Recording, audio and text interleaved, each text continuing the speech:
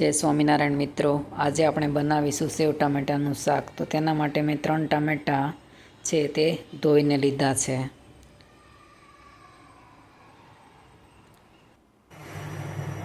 તે ટામેટાને આપણે ઝીણા કટ કરી નાખીશું. પછી ગેસની ફ્લેમ ચાલુ કરી તેના ઉપર એક આપણે તવી મૂકી તેની અંદર આપણે 2 પાવડા જેટલું તેલ ઉમેરીશું. તેલ ગરમ થઈ જાય એટલે તેની અંદર આપણે અડધી ચમચી રાઈ, અડધી ચમચી આખું જીરું, અડધી ચમચી હિંગ ઉમેરીશું અંદર. પછી તેની અંદર આપણે ઝીણું કાપેલું લસણ અંદર ઉમેરીશું.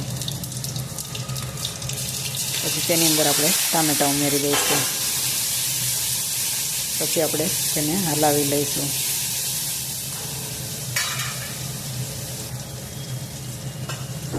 તેની અંદર આપણે અડધી ચમચી હળદર ઉમેરીશું. 1 થી 1.5 ચમચી જેટલું લાલ મરચું ઉમેરીશું. પછી તેની અંદર આપણે 1 ચમચી આખું ધાણા જીરું ઉમેરીશું અને 1 ચમચી આપણે મીઠું ઉમેરીશું સ્વાદ પ્રમાણે.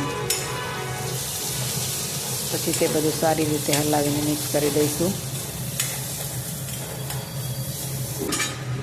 પછી તેની ઉપર થાળી ઢાંકીને 2 મિનિટ સુધી આપણે તેને ચડવા દઈશું.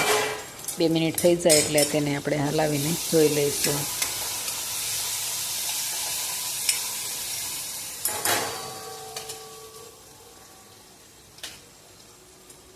તેની અંદર આપણે અડધો ગ્લાસ જેટલું અંદર પાણી ઉમેરીશું.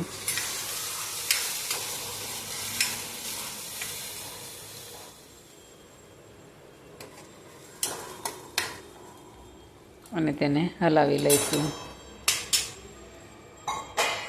પછી તેની ઉપર થાળી ઢાંકી દઈશું અને 1 મિનિટ સુધી આપણે ચડવા દઈશું. 1 થી 2 મિનિટ સુધી. પછી તેની અંદર આપણે સેવ જે શાકમાં નાખવાની આવે છે તે અંદર ઉમેરી દઈશું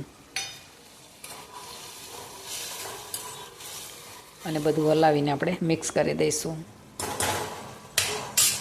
પછી સેવ નાખ્યા પછી તેને 1 મિનિટ સુધી આપણે રહેવા દઈશું. 1 મિનિટ થઈ જાય એટલે આપણે હલાવીને જોઈ લઈશું તો આપણું શાક બનીને તૈયાર થઈ ગયું છે. ગેસની ફ્લેમ આપણે બંધ કરી દઈશું. પછી તેની ઉપર આપણે લીલા ધાણા ઉમેરીશું અને તેને હલાવી લઈશું. તો આપણું શાક બનીને તૈયાર થઈ ગયું છે. જો તમને મારી રેસીપી ગમે તો તેને લાઈક, શેર અને સબસ્ક્રાઈબ જરૂરથી કરજો અને કમેન્ટ કરીને કહેજો કે તમને મારી રેસીપી કેવી લાગી. જય શ્રી કૃષ્ણ.